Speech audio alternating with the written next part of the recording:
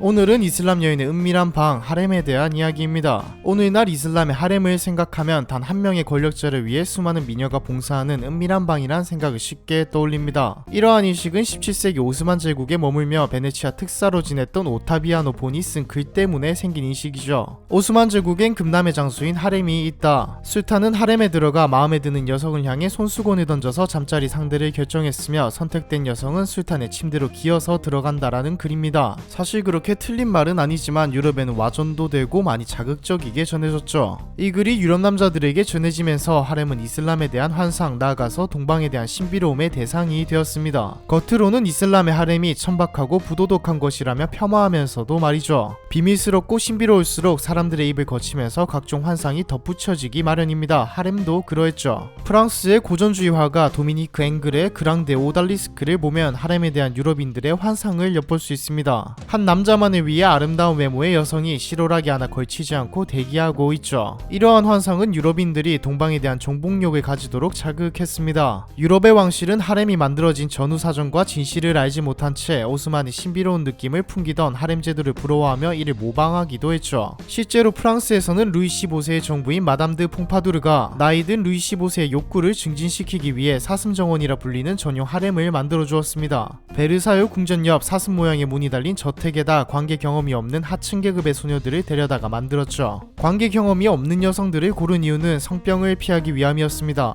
루이 15세는 사슴정원에서 오미르피라는 소녀와 아이까지 낳죠. 이슬람의 하렘을 모방해서 만든 유럽인들의 하렘은 사실상 여성들의 노예처럼 부리며 즐기는 곳이었습니다. 그러나 오스만 제국의 하렘의 실상은 유럽인들의 환상과는 많이 달랐죠. 이슬람의 하렘이란 여성만이 머물 수 있는 곳, 여성 전용 생활 공간을 의미하는 곳이었습니다. 전통적으로 아랍 터키 지역 전통 가옥에서는 남성이 머물 수 있는 구역인 셀람르과 여성들의 전용 구역인 하람르으로 나누어지고, 이는 궁전도 예외가 아니었죠. 하렘 어원 자체가 아랍어에 금지된 것을 뜻하는 하람에서 왔습니다. 즉 하렘은 성적으로 개방된 태폐적이고 음탕한 목적으로 만들어진 것이 아니라 이슬람교의 엄격한 남녀 구분과 종교적인 이유로 만들어진 것이죠. 하렘은 하렘이 휴마윤, 즉 군주의 하렘이 유명했는데, 군주의 하렘에는 가장과 부인과 첩뿐만이 아니라 여자아이들 그리고 시중을 드는 하녀가 살았습니다. 여인들은 하렘에서 한 남자를 기다리면서 성적인 생활을 준비하는 것이 아닌 대부분의 시간을 바느질을 하거나 술을 놓으며 보냈죠. 언뜻 보아도 남자의 성적 욕구를 충족하기 위한 곳과는 상당히 거리가 있는 모습입니다. 실제로 옐레나 디미트리예비치라는 세르비아 여성이 오스만 제국 술탄의 하렘에서 1년 동안 생활하면서 그들의 이야기를 세세하게 기록한 자료가 있죠. 하렘은 부도덕한 곳이 아닌 그리스도교의 수녀원과 같은 곳이라 기록해 놓았습니다.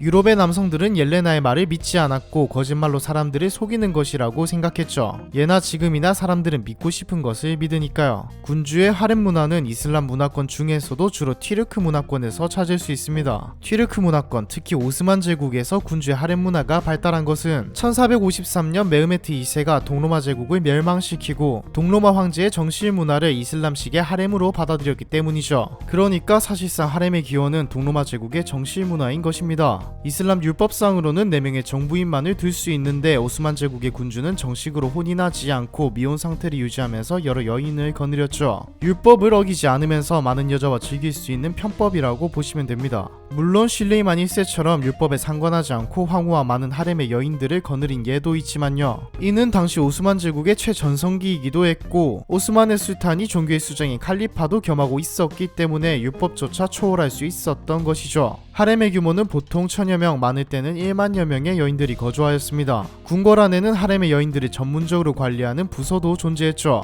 오늘날 우리가 생각하는 이미지의 거대한 하렘의 궁전은 15세기부터 19세기까지 오스만의 전궁으로 사용된 토카프 궁전입니다. 이전에는 별궁을 사용했지만 슐레이만 1세 때 화재로 술탄이 총애하던 황후 휴렘이 토카프 궁전으로 옮기면서 자연스럽게 하렘도 전궁 토카프 궁전 안으로 들어오게 되었죠. 이후 새로운 술탄이 즉위할 때마다 계속 증축되어 후기 하렘 구역에는 250여 개의 방이 미로처럼 얽혀 있었습니다. 하렘은 술탄과 황자, 일부 환관 이외에 어떠한 남성의 출입도 허락되지 않았죠. 다양한 인종의 여성들은 10대 시절 엄격한 선발 과정을 거쳐 하렘에 들어갔습니다. 당시 하렘 입성은 집안 반에서 매우 명예로운 일로 여겨졌죠. 술탄의 점령지에서 술탄에게 선물로 바쳐진 여자나 노예시장에서 팔려온 여성들도 많았습니다. 오스만 제국의 후원 아래 유럽 백인 여성들을 납치하던 바르바리 해적이 유명하죠. 실레이만 1세가 총애하던 황후 휴렘 또한 본래 우크라이나 출신입니다. 당시 지역을 점령한 타타르족에 납치되어 크림칸국으로 끌려왔는데 크림칸국이 납치된 여자들을 오스만 제국에게 조공으로 바치면서 하렘으로 끌려오게 된 것이죠. 하렘에서 술탄의 눈에 들어 황후까지 된 것입니다. 하렘의 여인들은 술탄의 어머니나 황후의 감독 아래 여러 교양교육과 규율 그리고 여러 기회를 배웠습니다. 오스만의 하렘은 외척이 정치에 참여하지 못하도록 최대한 많은 황손을 만든다는 목표 아래 운영되었기 때문에 술탄의 여인이 될 수 있는 수준 높은 교육이 이루어졌죠. 하렘에는 엄격한 계급도 존재했는데 가장 꼭대기가 술탄의 어머니 또는 할머니인 발리데 술탄이었고 그 다음이 술탄의 아들을 출산한 하세키 술탄, 그 뒤로 술탄의 아이를 낳은 카튼 술탄과 동침한 적이 있는 하툰, 그리고 동침한 경험이 없는 하툰으로 이어졌습니다. 하렘의 여인을 감시하던 칼파와 최하위 시녀들로 여인들의 시중을 드는 오달륵도 있었죠. 16세기 때는 술탄의 건의가 실추되면서 하렘의 최고위치인 술탄의 어머니 발리데 술탄이 실권을 장악한 적도 있습니다. 발리데 술탄을 보좌하는 흑인 황관들도 있었는데 보통 흑인 황관이 하렘을 관장하는 크릴라르 아이시라는 황관장을 맡았고 제국의 재상 다음가는 2인자 권력이 실세로 여겨지기도 했습니다. 동양의 역사에서는 황관이 권력을 잡은 시대가 많죠. 이렇게만 보면 하렘은 꽤 행복한 곳입니다. 호화롭게 지내며 왕의 간택을 받게 되면 신분 상승을 할 수 있는 곳이기도 하죠. 하지만 어느 왕실이 그렇듯 질투와 시기, 계략과 견제는 존재했습니다. 그것도 다들 모여서 살다 보니 더 심했죠. 하렘에서 백도 총애도 없이 섣부르게 임신을 한 후궁들은 견제를 받았고 발리데 술탄이나 황후가 술탄의 총애를 받는 하렘의 여성을 죽이는 일도 있었죠.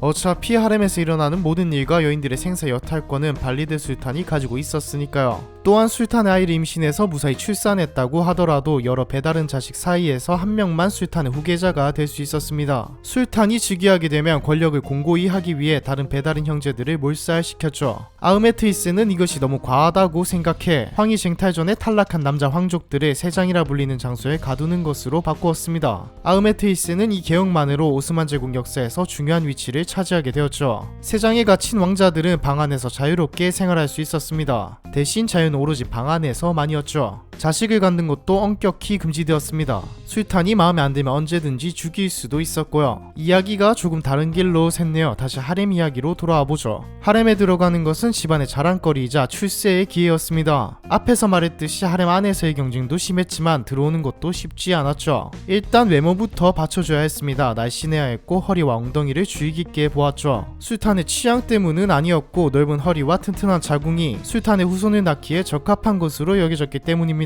하렘에 들어가게 되면 개인마다 정원이 딸린 호화로운 공간을 지급했죠. 하렘의 여인들은 자유롭게 하렘을 돌아다닐 수 있었고 히잡을 비롯한 가리개를 쓰지 않아도 되었습니다. 이는 하렘 안의 낮은 지위의 여성들도 마찬가지였습니다. 또한 여인들은 속살이 비치는 모슬린이나 비단 옷을 주로 입었는데 이는 몸을 조금이라도 더 드러내는 게 목적이었죠. 다이아몬드나 에메랄드 등 갖은 보석으로도 치장했고요. 오스만 제국의 보석들 상당수는 하렘의 여인들을 꾸미는 데 사용되었습니다. 얇은 옷을 입고 자유롭게 산책하는 여인들을 본 술탄은 마음에 드는 여인이 있으면 스카프를 던져 즉석에서 간택하기도 했습니다. 다만 마음에 드는 여인이 많아도 잠자리는 한 번에 오로지 한 명과 함께 해야 했죠. 율법상 여러 명의 여인과 함께 동침할 수 없었기 때문입니다. 여인이 술탄의 스카프를 받으면 여인은 그날 술탄과 함께 밤을 보낼 준비를 하게 됩니다. 목욕탕에 보내져 깨끗이 몸을 정돈한 후 아름다운 옷을 입히고 술탄의 침실문으로 보내 술탄이 침대에 누울 때까지 기다리게 했죠. 술탄이 침대에 누우면 침실에 들어가 무릎을 꿇고 카펫에 키스했습니다. 그 후에는 밤을 함께 보냈죠. 그날의 밤이 좋았다면 술탄은 여인에게 많은 선물을 내리기도 했습니다. 하지만 아무리 술탄하고 좋은 잠자리를 보냈다고 하여도 한 번 잠자리를 함께한 뒤 아이를 가지지 못하면 특수한 경우를 제외하고는 다시는 술탄과 동침할 수 없었죠. 술탄이 수도 이스탄불을 비우거나 전쟁터에 나가게 되면 하렘에서 마음에 드는 여인들을 데려가기도 했습니다. 전투에서 패배해 포로가 되는 일도 있었죠. 특히 대티르크 전쟁의 젠타 전투에서 오스트리아군에게 패배했을 때 오스트리아군은 술탄의 하렘 여인들을 사로잡았고 유럽인들이 하렘에 대한 신비로움을 자극하는 계기가 되기도 했습니다. 하렘에서 술탄의 눈에 들지 못한 여인들은 고위 관료에게 시집을 보내주기도 했는데 기본적으로 술탄에 대한은 여자였기 때문에 교양이 풍부했고 엄격한 예법까지 갖추었기에 신부감으로 선호도가 매우 높았죠. 어차피 왕이 총애하는 여자들은 한정되어 있었으니까요. 하렘에 들어온 여인들은 능력에 따라 경력을 쌓으며 사실상의 궁녀로서 역할을 했습니다. 나이가 들면 거에게 퇴직 퇴직금을 받고 은퇴를 했죠. 술탄과 잠자리를 함께한 여인은 왕실의 일원이 되었습니다. 하렘 문화는 20세기 오스만 제국이 멸망하기까지 계속 이어졌죠. 시대가 시대였던 만큼 하렘 여인들의 의상도 서구화되었습니다. 나폴레옹 3세의 왕후 외제니가 1868년 유럽 황족 최초로 오스만 제국의 하렘에 방문했을 때는 하렘 여성들 사이에서 서구식 드레스와 티아라가 크게 유행하였죠. 이 시기에 하렘 여인들의 그림이나 사진을 보면 유럽의 황녀와 구분이 안 될 정도입니다. 하렘은 이슬람 정치사에서 빼놓고 이야기할 수 없는 문화입니다. 역대 오스만 군주들의 어머니, 배우자, 후궁들을 보면 티르크인들보다 유럽계가 많은 것을 알 수 있는데 이것이 모두 하렘 제도의 영향 때문이죠. 터키의 유명 사극 위대한 세계에서 나온 술탄은 세계를 지배하지만 그의 여인은 술탄을 지배한다는 대사는 오스만 제국에서 하렘의 여인들이 어떠한 위상을 차지했는지 단적으로 보여줍니다. 특히 술탄의 여인들이 섭정에 나섰던 시대에는 어린 술탄들을 좌지우지하면서 나라를 흔들기도 했죠. 하렘은 퇴폐적인 공간이라는 서구 인식과는 달리 실제로는 하렘에 빠져 정사를 등한시하는 술탄은 드물었습니다. 미국의 문학평론가 에드워드 사이드는 1978년에 집필한 오리엔탈리즘에서 18세기 이후 서구의 다양한 문학작품 속에서 이슬람 세계 이미지가 어떻게 왜곡되었는지 날카롭게 비판하였죠.